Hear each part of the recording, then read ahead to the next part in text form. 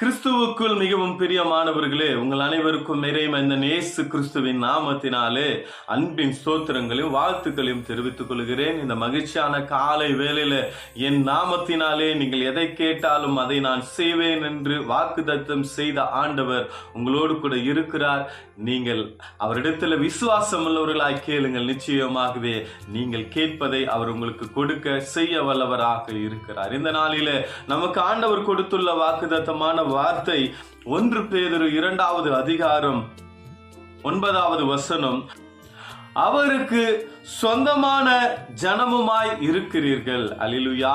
நாம் அவருக்கு சொந்தமான ஜனமுமாய் இருக்கிறோம் என்று வசனம் சொல்லுகிறது.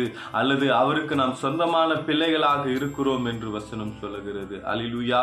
நாம் எதற்காக அவருக்கு சொந்தமான ஜனமுமாய் இருக்கிறோம் என்று இந்த வசனத்துடைய மேல் பகுதியில் அழகாக சொல்லப்பட்டிருக்கிறது. ஒருவேளை அவருடைய ஆசீர்வாதத்தை பெற்றுக்கொள்வதற்கு மாத்திரமல்ல, வசனம் சொல்லுகிறது, நீங்களோ உங்களை அந்தகாரத்தில் நின்று தம்முடைய ஆச்சரியமான ஒளியினிடத்திற்கு வரவழைத்தவருடைய புண்ணியங்களை அறிவிக்கும்படிக்கு தெரிந்து கொள்ளப்பட்ட சந்ததியாயும் ராஜரீக ஆசாரிய கூட்டமாயும் பரிசுத்த ஜாதியுமாய் இருக்கிறீர்கள் என்று வசனம் சொல்கிறது. அல்லேலூயா.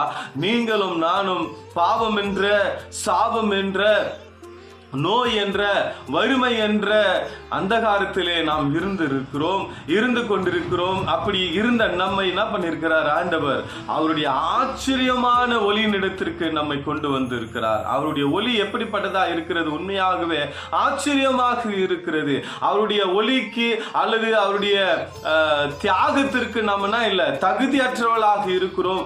அப்படி தகுதியற்றவளாக இருந்த நமக்காக தம்மை தாமே என்ன பண்றாரு? ஜீவ பலியாக ஒப்பு கொடுத்து என்ன பண்றார்? சிலுவையில ரத்தத்தை சிந்தி அந்த ரத்தத்தினாலே நம்ம என்ன பண்ணிருக்கிறார்? ஆண்டவர் மீட்டிருக்கிறார். எப்படி ஒரு மெழுகுவர்த்தியானது தன்னைத்தானே அழித்து மற்றவர்களுக்கு ஒளியை கொடுக்கிறதோ, அதே போல நம்முடைய ஆண்டவராகிய இயேசு கிறிஸ்து தன்னை என்ன பண்ணிருக்கிறாரு?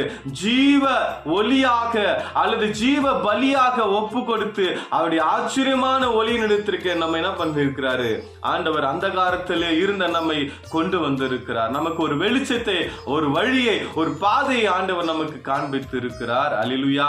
அப்படி நம்மை ஆண்டவர் பரிசுத்தப்படுத்தி இருக்கிற நம்மை ராஜரீக கூட்டமாக மாற்றிருக்கிற நம்மை, நாம் பெற்ற இன்பத்தை நம்ம என்ன பண்ணோம்? மற்றவர்களுக்கு அறிவிக்க வேண்டும் என்பதற்காக ஆண்டவர் இந்த நாளிலே ஒரு அழைப்பை கொடுக்கிறவராக இருக்கிறார். அதற்காக தான் ஆண்டவர் என்ன பண்ணிருக்கிறாரு? அந்த காலத்தில் இருந்த நம்மை ஆச்சரியமான ஒளியின் இடத்திற்கு கொண்டு வந்தவருடைய புண்ணியங்களை நம்ம என்ன பண்ணோம்? அறிவிக்கிறவர்களாக இருக்க வேண்டும் என்று வசனம் சொல்லுகிறது. ஏனென்றால் யான் பெற்ற இன்பம் பெருக இவ்வையகம் என்று ஒரு பழமொழி இருக்கிறது. அல்லேலூயா. எனவே அந்த பழமொழிக்கு ஏற்றவாறு நாம் மட்டும் நன்மை அடைந்தால் போதாது, நாம் மட்டும் ஒளியிலே நடந்தால் போதாது. நம்மோடு இருக்கிறவர்கள், நம்மை சுற்றி இருக்கிறவர்கள், நம்மோடு சமுதாயத்தில் இருக்கிறவர்கள், நம்முடைய தேசத்தில் இருக்கிறவர்களும் அந்த ஒளியினிடத்திற்கு வர வேண்டும். அவருடைய புண்ணியத்தை எப்போது வருவார்கள் என்றால், அவருடைய புண்ணியத்தை நாம் அறிவிக்கும் போது, அல்லது அவர் சொல்லுகிற வண்ணமாக நாம் வாழ்ந்து காட்டுகிற போது அவர்களும் அந்த ஒளியினிடத்திற்கு வருவார்கள். அல்லேலூயா. எனவே இந்த நாளிலே கூட அவருடைய சொந்த ஜனமாய் இருக்கிற நாம் அவருடைய புண்ணியங்களை அறிவிப்பதற்காக ஆண்டவர் நம்மை தெரிந்து கொண்டிருக்கிறார். அவருடைய புண்ணியங்களை, அவருடைய வழியை, இயேசுவே வழியும் சத்தியம் ஜீவனமாய் இருக்கிறேன் என்று சொல்லுகிறார். அந்த சத்தியத்தை, அந்த வழியை மற்றவர்களுக்கு நாம் காண்பிப்போம். நிச்சயமாகவே மற்றவர்களும் அந்த ஒளியின் இடத்திற்கு வருவார்கள். அவர்கள் இருக்கிற இருளை விட்டு அந்த ஆச்சரியமான ஒளியின் இடத்திற்கு வந்து அவர்களும் ஒளியின் பாதையிலே நடக்கிறவர்களாக மாறுவார்கள். எனவே நீங்களும் நானும் ஆண்டவருடைய புண்ணியத்தை அறிவிக்கும்படியாக ஆண்டவர் அந்த ஒளியை நம்மேல் பிரகாசித்திருக்கிறார். நாம் அந்த ஒளியை மற்றவர்கள் மேல் பிரகாசிக்க நாம் முயற்சி செய்வோம். மற்றவர்களுக்கு அந்த புண்ணியத்தை அறிவிப்போம். நிச்சயமாகவே ஆண்டவர் அந்த ஒளியை மற்றவர்களுக்கு கொடுக்க வல்லவராக இருக்கிறார்.